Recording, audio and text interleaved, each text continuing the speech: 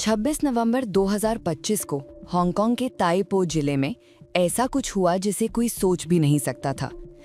वांग फुक कॉट, एक बड़ा रिहायशी परिसर, अचानक एक भीषण आग का शिकार बन गया।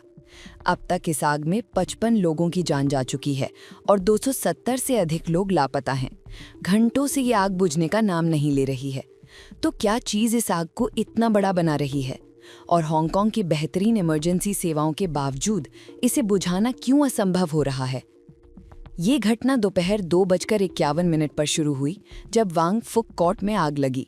जो आग पहले मामूली सी लगी थी, वो देखते ही देखते एक विशाल आग बन गई और 32 मंजिला टावर्स को अपनी चपेट में ले लिया। लेकिन ये कोई सामान्य आग नहीं थी। क्यों? बांस के स्कैफोल्डिंग से हुआ विस्फोट। वांग फुक कॉट में हो रहे निर्माण कार्य के दौरान बांस की स्कैफोल्डिंग का इस्तेमाल किया जा रहा था। ये स्कैफोल्डिंग प्लास्टिक की चादर और ज्वलनशील जाल से ढकी हुई थी, जो आग को और भी तेजी से फैलने का कारण बन गई। ये स्कैफोल्डिंग आग को ऊपर की ओर खींचने वाली एक बड़ी बाती की तरह काम कर रही थी, जिससे आग पूरी इमारत में महज कुछ मिनटों में फैल गई। चिमनी इफेक्ट, आग का हरियाली से भी तेज चढ़ना। इमारत में बांस के खंभे ऊपर से नीचे तक खिंचे हुए थे, जो आग को एक चिमनी की तरह ऊपर की ओर खींच रहे थे। ये चिमनी इफेक्ट, जिसे कोई फायर फाइटर नहीं रोक सका, आग को इतनी तेजी से ऊपर की ओर खींच रहा था कि वो बिल्डिंग की ऊंचाई तक पहुंचने से पहले दमकल कर्मी कुछ भी नहीं कर पाए। आग के छुपे हुए स्रोत और पिघलती दीवारें। जब फायर फाइटर्स को लगता था कि वे किसी हिस्से की आग बुझा चुके हैं, तो वो फिर से जल उठती थी। क्यों? क्योंकि आग दीवारों के पीछे पाइप्स, लिफ्ट शाफ्ट्स और डक्ट्स में फैल चुकी थी। कुछ हिस्सों में तापमान 1000 डिग्री सेल्सियस तक पहुंचने के कारण इमारत की संरचना भी टूटने लगी थी। क्या अमेरिकी जेट्स इस आग के पीछे थे?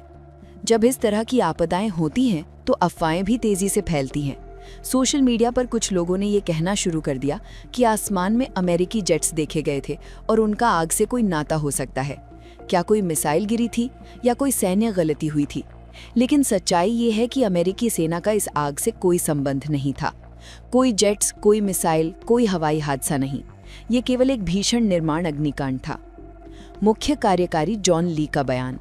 इस दुखद घटना के बाद हांगकांग के मुख्य कार्यकारी जॉन ली ने एक विस्तृत जांच का वादा किया है। शहर अब बांस के स्कैफोल्डिंग का इस्तेमाल धीरे धीरे बंद कर देगा और इसकी जगह स्टील का इस्तेमाल किया जाएगा, जैसा कि 2022 में मुख्य भूमि चीन ने भी किया था, जब इस तरह की घटनाएं हुई थी। इसके अलावा जब तक सुरक्षा उपायों की पुनः जांच नहीं हो जाती, तब तक स्कैफोल्डिंग का उपयोग रोक दिया जाएगा।